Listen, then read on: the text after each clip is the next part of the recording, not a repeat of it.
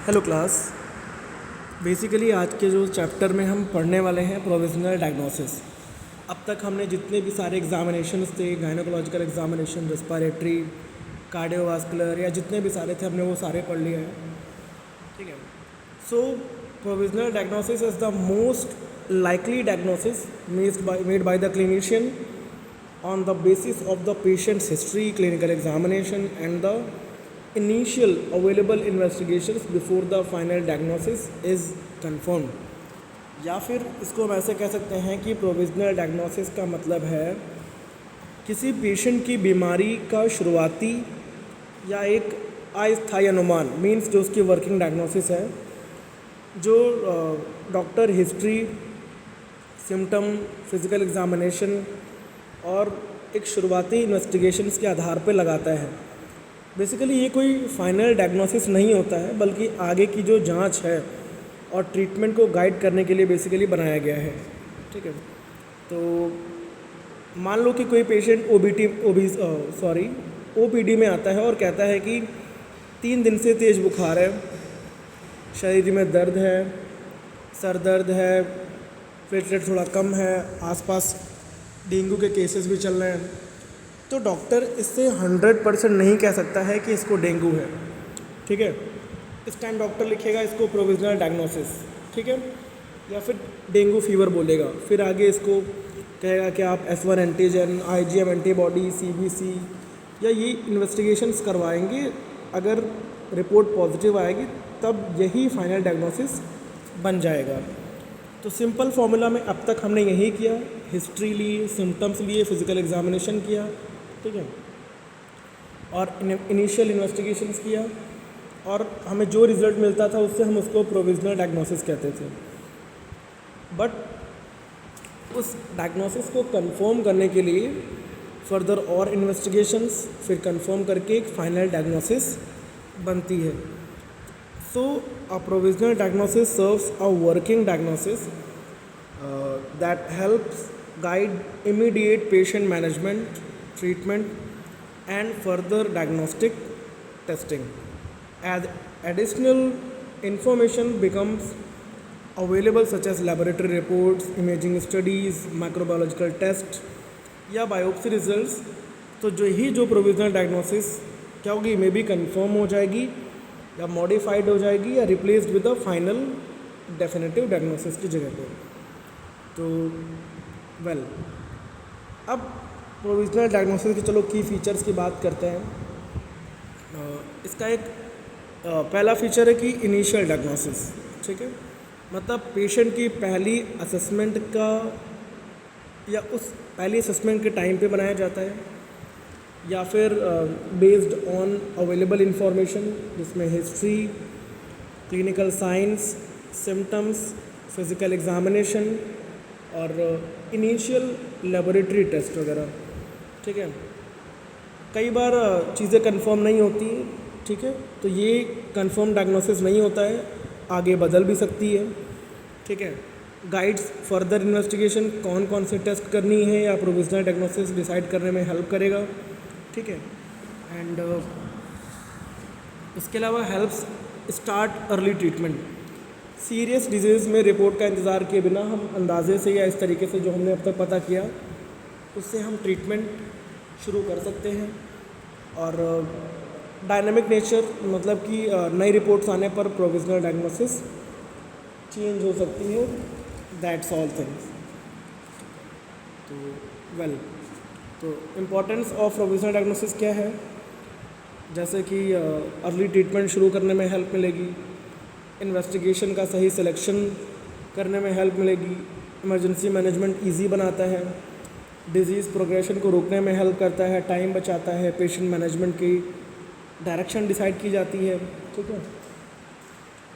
तो एग्ज़ाम्पल के तौर पे, जैसे कि एक पेशेंट को बुखार था, खांसी आ रही थी, सीने में दर्द था, सांस लेने में दिक्कत थी। एग्जामिनेशन में डॉक्टर ने सुना कि उसको लंग से क्रैकर्स सी आवाज़ आ रही है। तो इन फाइंडिंग के तौर पर डॉक्टर ने एक प्रोविजनल डायग्नोसिस बनाया न्यूमोनिया की, और उसने एंटीबायोटिक स्टार्ट कर दी वाइल ऑर्डरिंग। और इसके साथ साथ उन्होंने बोला कि एक चेस्ट एक्सरे और स्पुटम कल्चर करवा लो।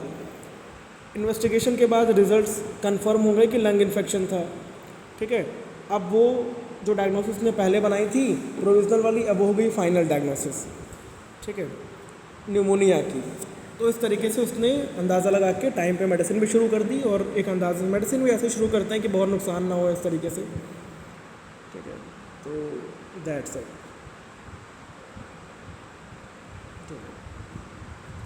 तो ये रहा हमारा एक बेसिक इंट्रोडक्शन या एक छोटी सी डेफिनेशन था या टॉपिक था प्रोविजनल डायग्नोसिस का। होपफुली आपको यहाँ तक समझ में आया होगा, ठीक है।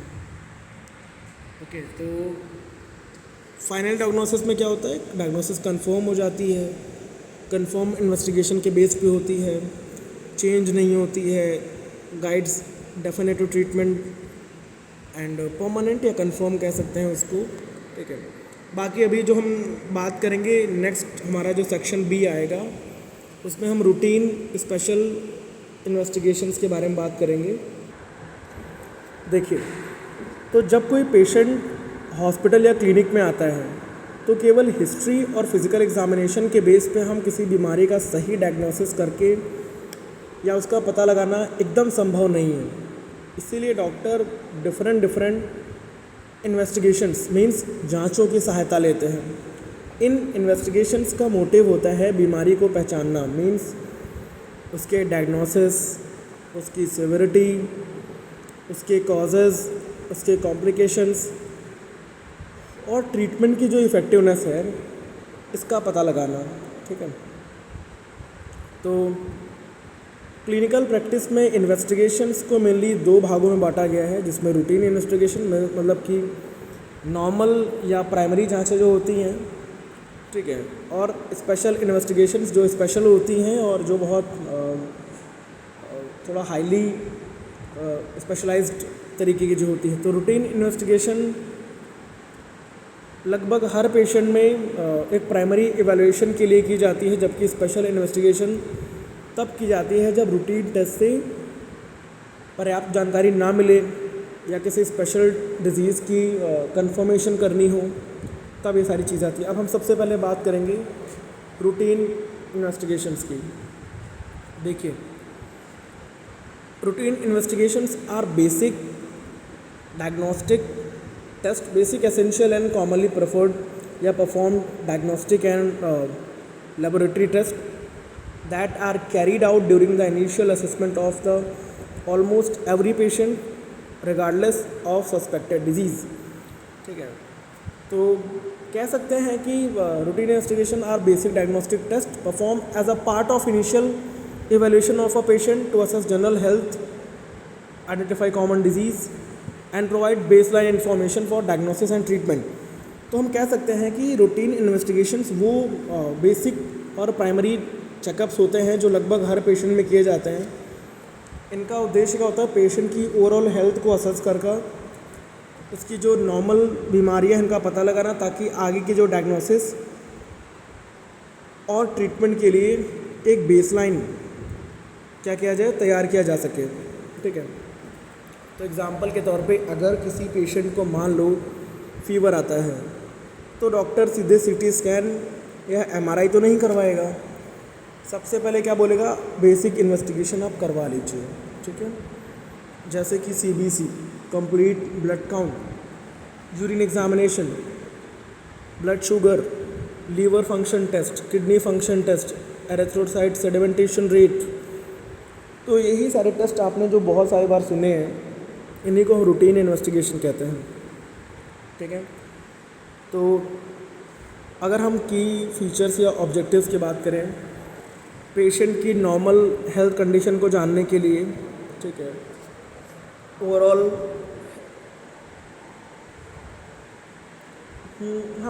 हेल्थ को भी पहचानने के लिए और डायग्नोसिस के लिए एक प्राइमरी इन्फॉर्मेशन मिल जाना, हमें डिजीज़ की सेवेरिटी का पता लगा पाना, बेसलाइन वैल्यू मिल जाना, ट्रीटमेंट शुरू करने से पहले पेशेंट का इवैल्यूएशन करना और किसी भी डिजीज़ की प्रोग्रेशन की मॉनिटरिंग करना। तो कॉमन एबनॉर्मलिटीज़ बेसिकली सिंपल, बहुत सस्ती, बहुत फास्ट और वाइडली अवेलेबल जांचें होती हैं ये, ठीक है। तो की फीचर्स में क्या होंगे, इनिशियल टेस्ट, सबसे पहले की जाने वाली इन्वेस्टिगेशन है, ठीक है, ईजिली अवेलेबल है ज़्यादातर हॉस्पिटल्स में, लेबोरेटरीज़ में, ठीक है, कम खर्च वाली होती हैं, रिपोर्ट्स जल्दी मिल जाती हैं, most of the lab test केवल ब्लड, यूरिन या स्टूल से ही किए जाते हैं, कॉमन डिजीज़ की स्क्रीनिंग के लिए बहुत बेटर है, ट्रीटमेंट शुरू करने से पहले बेसलाइन इन्फॉर्मेशन होती है, ठीक है। तो एग्जाम्पल के तौर पे जैसे कंप्लीट ब्लड काउंट है ना, इसमें haemoglobin, RBC, WBC, platelet count और हीमाटोक्रेट, डिफरेंशियल ल्यूकोसाइट काउंट, ये सारी चीज़ें पता करते हैं। किसके लिए, anaemia, infection, leukaemia, platelet disorder, इनको समझने के लिए। इसके अलावा urine routine examination, colour, appearance, specific gravity, pH, protein, sugar, ketone, microscopy, बहुत सारी चीज़ें आती हैं। तो यूट्राइन ट्रैक्ट इन्फेक्शंस के लिए, किडनी डिजीज़ के लिए, डायबिटीज़ वाले मरीजों के लिए, डिहाइड्रेशन वाले केसेस समझने के लिए, तो इनकी जांच करते हैं। उसके अलावा ब्लड ग्लूकोज टेस्ट, ठीक है, ग्लूकोज टेस्ट में क्या होगा, random blood sugar, fasting blood sugar, post prandial blood sugar, HB1AC, ठीक है, और बेसिकली डायबिटीज़ की डायग्नोसिस के लिए या डायबिटीज़ को मॉनिटर करने के लिए ये सारे किए जाते हैं, ठीक है। फिर लीवर फंक्शन टेस्ट, LFT, इसमें क्या आएगा, bilirubin, SGOT, SGPT, ALP, albumin, total protein वगैरह, ठीक है। उसके अलावा लीवर डिजीज़, हेपेटाइटिस, जॉन्डिस पता करने के लिए, खैर अब इसमें वैसे तो किडनी डिजीज़ भी है, KFT, RFT, kidney function regional functional test, urea, creatine, uric acid, sodium, potassium, ठीक है। Lipid profile, ESR, lipid profile में कोलेस्ट्रॉल, HDL, LDL, TG, ये सब पता करते हैं। स्टूल एग्जामिनेशन, ठीक है। इलेक्ट्रोलाइट प्रोफाइल, मतलब उसमें sodium, potassium, calcium, magnesium, overall सारी चीज़ें, ठीक है। खैर, तो ये हमने बात कर लिया बेसिक जो हमारे रूटीन इन्वेस्टिगेशंस थी। अभी हम बात करेंगे स्पेशल इन्वेस्टिगेशन के बारे में। बेसिकली स्पेशल इन्वेस्टिगेशंस क्या होंगे, special investigations are advanced, disease specific and highly specialised diagnostic test perform to confirm the diagnosis, assess disease severity or evaluate complex medical conditions when routine investigations are insufficient, ठीक है। मतलब कि special investigations वे advanced और high specialised diagnostic test होते हैं जो किसी special बीमारी की कंफर्मेशन के लिए, उसकी सेवरिटी जानने के लिए और कॉम्प्लेक्स कंडीशन का इवैल्यूएशन करने के लिए की जाती हैं। तो अगर किसी पेशेंट को कई महीनों से सीवियर हेडेक है और रूटीन ब्लड टेस्ट नॉर्मल है, तो डॉक्टर क्या बोलेगा, आप MRI करवाइए, MRI ब्रेन या फिर CT स्कैन कराने की सलाह देगा। यानी जब रूटीन इन्वेस्टिगेशन से बीमारी कंफर्म ना हो तब स्पेशल इन्वेस्टिगेशंस किए जाते हैं, ठीक है। ऑब्जेक्टिव्स क्या हैं कि डिज़ीज़ कंफर्म हो जाएगी, है ना, डिटेल्ड ऑर्गन इवैल्यूएशन मिलेगा, डिज़ीज़ की स्टेज पता चल जाएंगे, कॉम्प्लिकेशन डिटेक्ट हो जाएंगे, सर्जिकल प्लानिंग, इसके अलावा मॉनिटरिंग, ट्रीटमेंट रेस्पॉन्स, ये सारी चीज़ें। खैर, अभी हम बात करेंगे की फीचर्स के बारे में। खैर, तो की फीचर्स ये हैं कि perform after routine investigations, routine investigation के बाद परफॉर्म कर सकते हैं जब हमें और ज़्यादा इन्फॉर्मेशन की ज़रूरत हो। यूज़ करेंगे यूज़ टू कंफर्म और exclude a specific diagnosis, detailed anatomical, physiological और पैथोलॉजिकल या फिर माइक्रोबायोलॉजिकल इन्फॉर्मेशन मिल सकती है हमें, ठीक है। एंड सिविरिटी और एंड एक्सटेंट ऑफ डिजीज़ पता कर सकते हैं। Guide treatment planning and prognosis. Prognosis का मतलब होता है आगे का प्लान क्या करना है, आगे चीज़ें कैसे करनी है, ठीक है। अब हम इनको कौन से मेडिसिन चलाएंगे, क्या क्या करेंगे, ये प्रोग्नोसिस, ठीक है। And usually more advance specialised कई बार इन्वेसिव भी हो सकती हैं, मतलब कि थोड़ा painful, and require specific equipment, technology और एक्सपोर्ट इंटरप्रिटेशन। तो ओवरऑल हम कह सकते हैं कि एडवांस्ड इन्वेस्टिगेशंस हैं, हाईली स्पेसिफिक हैं, ऑर्गन स्पेसिफिक हैं, रूटीन टेस्ट से एक्सपेंसिव होती हैं, इनके लिए स्पेशल इक्विपमेंट चाहिए,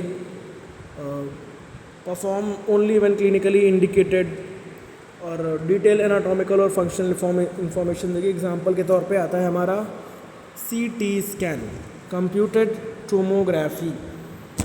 ये क्रॉस सेक्शनल इमेजेस देता है ब्रेन हेमरेज के लिए, स्ट्रोक के लिए, या ट्रामा या ट्यूमर्स वगैरह के लिए बेटर होता है। उसके अलावा MRI, magnetic resonance imaging test, soft tissue imaging के लिए होता है, ब्रेन, स्पाइन, लिगामेंट और ट्यूमर्स वगैरह के लिए ये काम आएगा। इसके अलावा USG, अल्ट्रासाउंड या अल्ट्रासोनोग्राफी, इसमें साउंड वेव्स का यूज़ करते हैं प्रेगनेंसी को कंफर्म करने के लिए, गॉल स्टोन्स के लिए, किडनी स्टोन्स के लिए, लीवर डिजीज़ वगैरह के लिए, इन सारी चीज़ों के लिए। एक्कोकार्डियोग्राफी, हार्ट अल्ट्रासाउंड जिसको हम कह सकते हैं, ठीक है, इसमें वॉल्व डिजीज़ या फिर हार्ट फेलियर या कंजेनाइटल हार्ट डिजीज़, इनको पता लगाने के लिए। एंडोस्कोपी, एक फ्लेक्सिबल कैमरा के थ्रू GI ट्रैक की जांच करना। एंडोस्कोपी में सिर्फ GI नहीं होता है, endoscopy are the several types, ठीक है, इसमें ulcer, gastritis, GI bleeder, cancer, ठीक है, बहुत सारे टाइप की। खैर कोलोनोस्कोपी वही आ गया, उसी का एक पार्ट, लार्ज इंटेस्टाइन को समझना, colon cancer, polyp, ulcerative colitis, GI bleeding. Bronchoscopy है ना, लंग एयरवेज को एग्जामिन करना। एंजियोग्राफी आती है, ब्लड वेजल्स को इमेज करना। और बायोप्सी हो गया, पेट CT scan, positron emission tomography, cancer stage और मेटास्टेसिस डिटेक्शन के लिए, ठीक है। Tumour markers, blood, urine and sputum culture, serological test वगैरह, बहुत सारी चीज़ें, ठीक है। तो दैट्स इट। तो ये ओवरऑल हमारा स्पेशल। अभी हम बात करेंगे लेबोरेटरी इन्वेस्टिगेशन। देखो लेबोरेटरी इन्वेस्टिगेशंस ऐसे डायग्नोस्टिक टेस्ट हैं जिसमें पेशेंट के blood, urine, stool, sputum, body fluids या टिश्यू सैंपल्स की लेबोरेटरी में साइंटिफिक तरीक़ों से जांच की जाती है ताकि डिजीज़ का जो डायग्नोसिस, मॉनिटरिंग और प्रोग्नोसिस किया जा सके, ठीक है। तो ऑब्जेक्टिव्स क्या होंगे लेबोरेटरी इन्वेस्टिगेशंस के, कि डिजीज़ का डायग्नोस करना, अर्ली डिटेक्शन, डिजीज़ कंफर्मेशन, या फिर और कई सारी चीज़ें, सेवरिटी को असेस करना, मॉनिटरिंग को ट्रीटमेंट करना, prognosis assessment, screening high risk patient या ऑर्गन फंक्शन को मॉनिटर करना, कॉम्प्लिकेशंस को डिटेक्ट करना, बहुत सारी चीज़ें वैसे तो इसमें, ठीक है। तो कह रहे हैं laboratory investigations play a crucial role in a modern medicine, क्योंकि कई सारे डिजीज़ को हम can not be diagnosed accurately based on symptoms and physical examination alone. सिर्फ सिम्टम्स और फिजिकल एग्जामिनेशन के द्वारा ही हम बहुत सारी बीमारियों को नहीं पहचान सकते हैं। तो the result of laboratory test provide objective and measurable data, ताकि हेल्थ केयर प्रोफेशनल्स असेस कर पाएँ in making inform clinical decisions. तो इसमें haematology, biochemistry, microbiology, immunology, serology, pathology, molecular diagnostic and cytology वगैरह ये सारी चीज़ें इसमें हैं। अब बहुत सारे टाइप्स की लेबोरेटरी इन्वेस्टिगेशंस हैं, ठीक है। जैसे पहला है हेमाटोलॉजिकल इन्वेस्टिगेशन। देखो ब्लड और उसके सेलुलर कंपोनेंट्स को जांचना, इसी को बोलते हैं हेमाटोलॉजिकल इन्वेस्टिगेशंस। अब इसमें CBC, हीमोग्लोबिन, ESR, ठीक है, TLC, DLC, platelet count, peripheral blood smear, coagulation profile, PT, INR, APTT वगैरह, ठीक है, कोआगुलेशन प्रोफाइल बेसिकली ये सारी चीज़ देखते हैं। क्यों? Anaemia, infection, leukaemia, bleeding disorders, polycythaemia, इनको डायग्नोस करने के लिए। दूसरी है बायोकेमिकल इन्वेस्टिगेशन। ब्लड सीरम या प्लाज्मा में बहुत डिफरेंट केमिकल्स और एंजाइम्स की जांच करना। अब इसमें क्या आता है, blood sugar, LFT, KFT, RFT, ठीक है, और lipid profile, electrolyte, uric acid, calcium, amylase, lipase, बहुत सारी चीज़ें इसमें आती हैं। तो डायबिटीज़ मेलाइटस को समझने के लिए, लीवर फंक्शन या लीवर डिजीज़ के लिए, किडनी डिजीज़ के लिए, पैंक्रियाटिटिस के लिए, electrolyte imbalance, metabolic disorder, cardiovascular disease, इन सबको पता करने के लिए हम ये वाला टेस्ट करेंगे। उसके अलावा तीसरा है माइक्रोबायोलॉजिकल इन्वेस्टिगेशन। देखिए, these test identify disease causing micro organisms, ठीक है।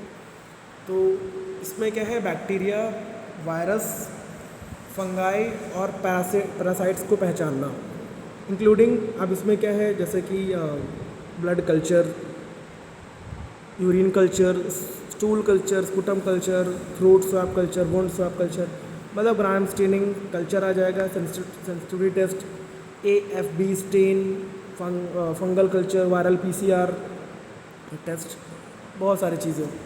तो क्लिनिकली क्यों ज़रूरी है, ताकि हम आइडेंटिफाई कर पाएँ बैक्टीरियाज़ को, वायरस को, फंगाई को, पैरासाइट्स को, डिटरमाइन कर पाएँ एंटीबायोटिक सेंसिटिविटी, ठीक है, और helps in selecting appropriate anti microbial therapy, ये सारी चीज़ें जो है यहाँ पे कर सकें। खैर, तो अभी नेक्स्ट सीरोलॉजिकल और इम्यूनोलॉजिकल इन्वेस्टिगेशंस। देखो, एंटीजन, एंटीबॉडी और इम्यून रिस्पॉन्स की जो जांचें होती हैं ये इसी में आती हैं। HIV test, HBsAg, HCV, Widal test, ठीक है, dengue NS1, Covid antibody, ANA, rheumatoid factor, बहुत सारी चीज़ें, ठीक है। तो ऑटोइम्यून डिजीज़ को या वायरल इन्फेक्शन, वैक्सीन रिस्पॉन्स या एलर्जिक इवैल्यूएशन के लिए ये टेस्ट ज़रूरी हैं।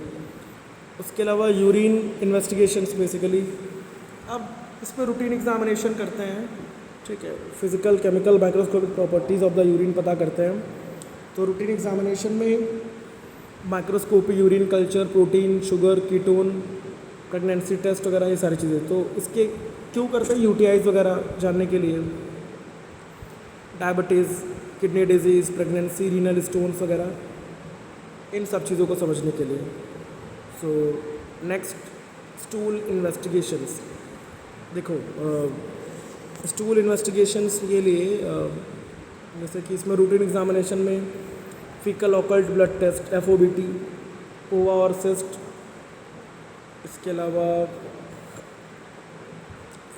स्टूल कल्चर, फैट एनालिसिस, ठीक है, ये सारी चीज़ें क्यों करेंगे, डायरिया समझने के लिए, infections, worm infestation, GI bleeding, malabsorption syndrome, बहुत सारी चीज़ों को जानने और समझने के लिए करते हैं। इसके अलावा साइटोलॉजिकल और हिस्टोपैथोलॉजिकल इन्वेस्टिगेशंस। साइटोलॉजी, सेल्स की माइक्रोस्कोपिक एग्जामिनेशन, ठीक है, तो इसमें FNAC मतलब fine needle aspiration cytology, pap smear और pleural fluid cytology, histopathology, biopsy tissue की माइक्रोस्कोपिक एग्जामिनेशन। तो एग्जांपल्स में लीवर बायोप्सी करना या kidney biopsy, breast biopsy, skin biopsy, ये सारी चीज़ें। तो कैंसर के डायग्नोसिस के लिए, ट्यूमर ग्रेडिंग के लिए, इन्फ्लामेटरी डिजीज़ेस या ऑर्गन पैथोलॉजी, इन सारी चीज़ों के लिए। इसके अलावा मॉलिक्यूलर डायग्नोस्टिक इन्वेस्टिगेशंस में DNA, RNA और जेनेटिक मटेरियल की जांच करना। अब इसमें PCR, RT-PCR या gene sequencing, DNA analysis, genetic mutation testing, HPV DNA test वगैरह, ये सारे टेस्ट हम करते हैं। तो क्लिनिकल इंपॉर्टेंस क्या है, COVID-19 डायग्नोसिस, ट्यूबरकुलोसिस जिसको जीन एक्सपोर्ट के तरीके से, ठीक है, या जेनेटिक डिसऑर्डर्स, कैंसर म्यूटेशन के एनालिसिस, पर्सनलाइज्ड मेडिसिन्स, ये सारी चीज़ें। तो ओवरऑल एडवांटेज क्या है लेबोरेटरी इन्वेस्टिगेशंस के, एक्यूरेट डायग्नोसिस में हेल्प मिलती है, डिजीज़ की अर्ली डिटेक्शन की जो पॉसिबिलिटी बनाती है, डायग्नोसिस की कंफर्मेशन करवाती है, ट्रीटमेंट को इफ़ेक्टिवनेस ट्रीटमेंट की इफेक्टिवनेस को मॉनिटर करना या डिजीज़ प्रोग्रेशन का आकलन करना और प्रोग्नोसिस का आइडिया लगाने में हेल्प मिलेगी। ऑर्गन फंक्शन जैसे लीवर, किडनी, थायराइड, ठीक है, इनको असेस कर पाओगे। स्क्रीनिंग प्रोग्राम्स और प्रिवेंटिव हेल्थ केयर में हेल्पफुल है। Evidence based clinical decision making को और मजबूत बनाती है, ठीक है। तो लिमिटेशंस क्या है कि कोई भी टेस्ट 100% एक्यूरेट नहीं होता है, तो फॉल्स पॉजिटिव और फॉल्स नेगेटिव रिजल्ट आपको मिल सकते हैं, ठीक है।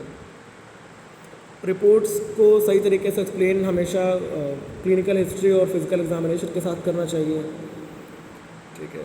Some test require specialised equipment and train person.